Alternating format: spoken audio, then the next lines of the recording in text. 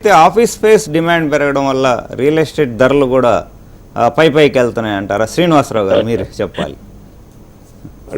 కొంచెం real estate demand పెరిగింది కానీ ఆఫీస్ స్పేస్ యూటిలైజేషన్ వల్ల రియల్ ఎస్టేట్ బయర్స్ ఎక్కువయ్యి డిమాండ్ పెరుగుతుంది కానీ రేట్లు పైకి వెళ్ళేది ఆఫీస్ స్పేస్ యూటిలైజేషన్ వల్ల కాదండి. ఆఫీస్ స్పేస్ యూటిలైజేషన్ లో మనం తీసుకొస్తేనే ఎంప్లాయ్మెంట్ పెరిగితేనే రియల్ ఎస్టేట్ డిమాండ్ ఉంటుంది. కాబట్టి డిమాండ్ ని బట్టి సప్లై మారుతా ఉంటుంది తప్ప రేట్లు దాని వల్ల పైకి వెళ్ళవు. రేట్లు పైకి వెళ్ళేది ఎందుకంటే ల్యాండ్ కాస్ట్ వల్ల, మెటీరియల్ కాస్ట్ వల్ల, లేబర్ కాస్ట్ వల్ల, అదర్ ట్యాక్సెస్ వల్ల రేటు కొంచెం పెరిగే అవకాశం ఉంటుంది. కానీ బట్ ఈ ఆఫీస్ స్పేస్ అబ్జార్ప్షన్ రేటు పెరగటానికి ముఖ్య కారణం మాత్రం కాదు.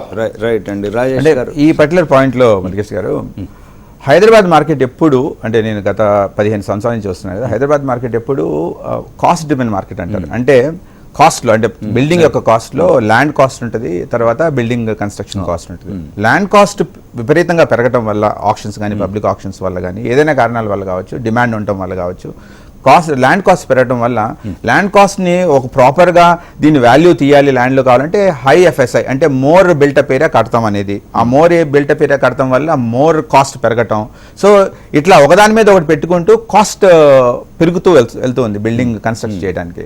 సో మార్కెట్ ఎప్పుడు కొనేవాళ్ళు ఎప్పుడు మినిమం బిల్డర్స్ ఎవరైనా అమ్మాలి అన్నా ఆ కాస్ట్ ప్లస్ సమ్ మార్జిన్స్ వేసుకుని అమ్మగలుగుతారు. కాబట్టి సో లాస్ట్ 15 years నేను చూస్తుంది మనం ఇప్పుడున్న మార్కెట్స్ అందరూ ప్యానల్లో ఉన్న వాళ్ళందరూ చెప్పే దాని ప్రకారం మార్కెట్ ఉన్న వాల్యూస్ అన్ని మన ఉన్న బిల్డర్కి అయ్యే కాస్ట్ ప్లస్ సమ్ మార్జిన్స్ మీద నడుస్తుంది తప్పించి వేరే మార్కెట్స్ లాగా 25,000, 30,000, 50,000 per SFT అనే కాన్సెప్టే లేదు హైదరాబాద్కి.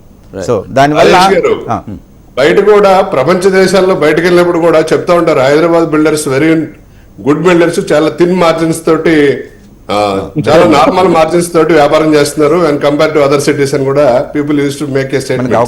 మనకి అవకాశం అదేనండి. అంటే ఇప్పుడు లీజింగ్ మురళీకృష్ణ లీజింగ్ యాంగిల్లో చూస్తే హైదరాబాద్ లో యావరేజ్ మీద grade A office GCCs typically look at grade A office space అండి. Grade A office space typically plug and play. అంటే some GCCs will invest, some GCCs will say you prepare చేసి ఇవ్వండి అని చెప్పి ల్యాండ్ ఓనర్స్ చెప్తారు. So ఈ GCCs plug and play models తీసుకుంటే ఎంత లార్జ్ స్పేస్ ఉన్నా కూడా రఫ్లీ 150 rupees per SFT దాకా ఉందండి యావరేజ్ మీద గ్రేడ్ ఏ ఆఫీస్ స్పేస్ హైదరాబాద్లో. When it comes to Bengaluru minimum 200 rupees ఉంది. Okay, when it comes to Bombay minimum 350 to 400 rupees ఉంది. ఇది అంటే ఇన్ ఆల్ ఆస్పెక్ట్స్ చూసుకుంటే Hyderabad is the lowest. That is the primary reason why GCs are looking at Hyderabad from a cost perspective. And again, second biggest cost for GCs is primarily the manpower cost, and which is relatively available. Talent pool is available. అంటే మన ఆంధ్ర రాష్ట్రాలు రెండు ఎప్పటికీ ఒకప్పుడు చాలా రోజుల నుంచి education hub గా ఉండేవి. సో ఆ టాలెంట్ పూల్ ఉండటము అందరూ Hyderabad become a metropolis, right, megapolis లాగా అవుతుంది ఇప్పుడు. అండ్ దెన్ హైదరాబాద్ లో ఉన్న వాళ్ళు లాస్ట్ 30 years హైదరాబాద్ లో ఉంటూనే లోకల్ లాంగ్వేజ్ మాట్లాడకుండా బతకలిగిన situation. It's very cosmopolitan nature ఉన్న సిటీ. సో వీటన్నిటి వల్ల ecosystem is building right now. Right అండి. రవికుమార్ గారు, ఇప్పుడు చూసుకుంటే స్టార్టప్ నంబర్స్ కూడా బాగా పెరుగుతున్నాయి. వాళ్ళు కూడా ఓన్ ఆఫీసు ఎఫర్ట్ చేయలేక షేరింగ్ మెథడ్లోకి వస్తున్నారు, కోవర్కింగ్ స్పేస్కి వెళ్తున్నారు. అవి కూడా ఈ లీజింగ్కి కొంచెం ఇంక్రీజ్ అవడానికి అవి కూడా ఏమన్నా కారణం అంటారు? ఎందుకంటే ఇప్పుడు మనకి coworking spaces, number of desk, number of terminals, number of ఇవి పెట్టుకుని వాళ్ళు అక్కడ మనకి టీ హబ్ లాంటిది వరల్డ్ అంటే వరల్డ్ లోనే లార్జెస్ట్ ఇన్నోవేషన్ హబ్ మనకి ఉంది ఇక్కడ. అక్కడ ఒక డెస్క్ కి ఇంత అని చెప్పి రేట్ తీసుకుంటారు. అంటే that also varies from place to place. Around 10,000 to 15,000 అయితే మినిమం ఉంది ఎక్కడికి వెళ్ళినా సరే. సో వాటిల్లో పెట్టుకుని వాళ్ళు అలా స్టార్ట్అప్ లెవెల్లో అందులో పెట్టుకుని ఆఫ్టర్ ఆ ఇన్క్యుబేషన్ అయిపోయాక, టేక్ ఆఫ్ అయ్యాక, రౌండ్స్ అయ్యాక, when they want a team they are moving into this office spaces. ఇందాక నేను చెప్పిన 500 to 1000 SFT ఆ లాటర్ స్టేజ్ లో, గ్రోత్ స్టేజ్ లో అక్కడికి వెళ్తున్నారు టీమ్ బిల్డప్. సో అది కూడా ఒక ఫ్యాక్టర్. ఎందుకంటే ఆ ఈకో సిస్టమ్ ఏదైతే మన రాజేష్ గారు earlier he was chairman for that. So ఏదైతే ఉందో అదే విధంగా మనం అంతా కూడా ఇక్కడ ఈకో సిస్టమ్ ఎనేబుల్ చేస్తున్నాం కాబట్టి కూడా మనకి చాలా అడ్వాంటేజెస్ ఉన్నాయి. రైట్ అండ్ అయితే ప్రైవేట్ ప్రెమిసెస్ లో కూడా ఉన్నాయి సార్ కోవర్కింగ్ స్పేసెస్ చాలా బిల్డింగ్స్. అవునండి. అంటే ఇప్పుడు కోవర్కింగ్ స్పేసెస్ లో నేను ఒక పాయింట్ చెప్తానండి. అంటే లాస్ట్ 5 years లో కోవిడ్ కన్నా ముందు కోవర్కింగ్ స్పేసెస్ మీద వచ్చిన లార్జ్ ఇంటర్నేషనల్ కంపెనీస్, వీవర్క్ అనే companies, they went through very bad turmoil time across the globe during the Covid times. right after COVID, somehow this absorption has started increasing, and then large companies consolidation కాకపోవటము, దానివల్ల ఒక special ఒక business model develop అయింది. There are very large Indian companies like iSprout, ఈకేవా, there are 3 or 4 large companies where ఈ leasing తీసుకుని available ఉన్న leasing space ని లీజ్ చేసుకుని they invest further into equipment and develop చేసి చేయడం వల్ల ప్రైమరీ స్టార్ట్అప్స్ కి ఏంటంటే ఇనీషియల్ గా కొద్దిగా ప్రొఫెషనల్ స్పేస్ కావాలి, ఇన్వెస్ట్మెంట్ రైజ్ చేయాలంటే ఇది చాలా ఉపయోగపడతాం జరిగింది. హెడేక్స్ మేనేజ్మెంట్ హెడేక్స్ పోతాయి, దానివల్ల ప్లేసెస్ ని బాగా యూజ్ చేసుకోవడం, దీనివల్ల డిమాండ్ బాగా ఈ స్పేసెస్ కి కోవర్కింగ్ స్పేసెస్ కి బాగా డిమాండ్ హైదరాబాద్ లో ఉంది. రైట్ అండి. శ్రీనివాసరావు గారు, ఈ లీజింగ్ బూమ్ చూసుకుంటే న్యూ జాబ్స్ క్రియేట్ అయ్యే ఛాన్సెస్ ఉన్నాయా?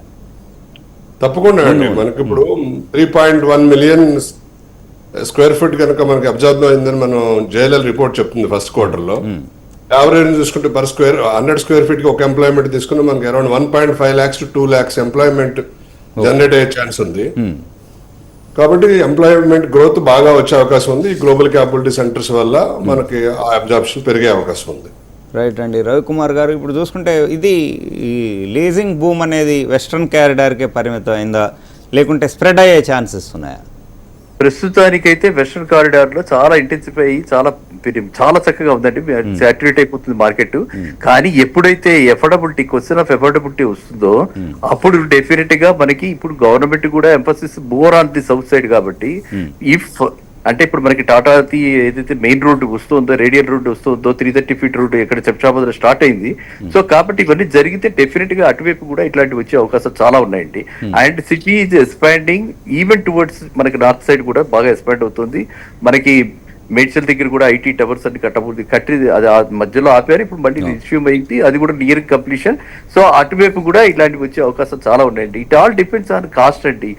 అంతే, ఎందుకంటే ఇప్పుడు అక్కడ కూడా లోకల్ గా ఇప్పుడు హైదరాబాద్ లో ఏంటంటే అందరు ఐటీ ప్రొఫెషనల్స్ వెస్ట్ సైడ్ లేరు కదా. So they are there in different parts. మొత్తం నిజామాబాద్ నుంచి వచ్చేవాళ్ళు అక్కడ ఉంటే హ్యాపీగా ఫీల్ అవుతారు. సో కోంపల్లి వైపు సెంట్రిక్ గా ఉంది, సికింద్రాబాద్ వాళ్ళు కూడా హ్యాపీగా ఫీల్ అవుతారు. సో కాబట్టి ఈ సిటీ ఈజ్ ఎక్స్పాండింగ్. అట్లీస్ట్ ఈ విషయంలో జీసీసీ విషయంలో 2 డైరెక్షన్స్ అయితే డెఫినెట్ కనిపిస్తుంది. ఒకటి మనకి వెస్ట్ సైడ్ అందరికీ తెలిసిందే, నార్త్ సైడ్ కూడా బాగా ఎంక్వైరీస్ వస్తున్నాయి, and south side long term లో ఎవరైతే చేద్దాం అనుకుంటున్నారో వాళ్ళు ఇప్పుడు అక్కడికి కమిట్ అవుతున్నారు. కాబట్టి అన్ని డైరెక్షన్స్ లో కూడా సిటీ గ్రో అవుతుందని నా అభిప్రాయం. రైట్ అండి. ఇప్పుడు sir work from home concept కొంత తగ్గి అందరూ ఆఫీసులకు వస్తున్నారు. సో దానివల్ల ఆఫీస్ స్పేస్ డిమాండ్ మళ్ళీ రిస్టోర్ అయింది అనుకోవచ్చా, పెరిగింది అనుకోవచ్చు? అది కొంతవరకు సార్ కొంతవరకు అది కూడా ఎఫెక్ట్ చేస్తుంది, ప్రభావితం చేస్తుంది. బట్ అన్ఫార్చునేట్లీ మరి ఎంతవరకు ఇది కన్ఫర్మ్ న్యూస్ తెలియదు, కానీ మళ్ళీ కోవిడ్ పెరుగుతోంది, మళ్ళీ 4-5 వచ్చింది, 5 వచ్చిందని మళ్ళీ మీడియాలో మనకు కనిపిస్తుంది. కాబట్టి ఇది అంటే too early to talk about that అనమాట. కోవిడ్ సర్జీ ఉందా లేదా, మళ్ళీ కోవిడ్ వచ్చే అవకాశం ఉందా. కానీ మొన్న ప్రధానమంత్రి గారు మోడీ గారు ఇచ్చినటువంటి పిలుపు మేర ఇంకా కొంతమంది ఎక్కడ వీలైతే అక్కడ వాళ్ళు వర్క్ ఫ్రమ్ హోమ్ నుంచి చేయడానికి కూడా కొంతమంది ఎగ్జిక్యూటివ్స్ పర్మిషన్లు ఇవ్వడం జరుగుతుంది.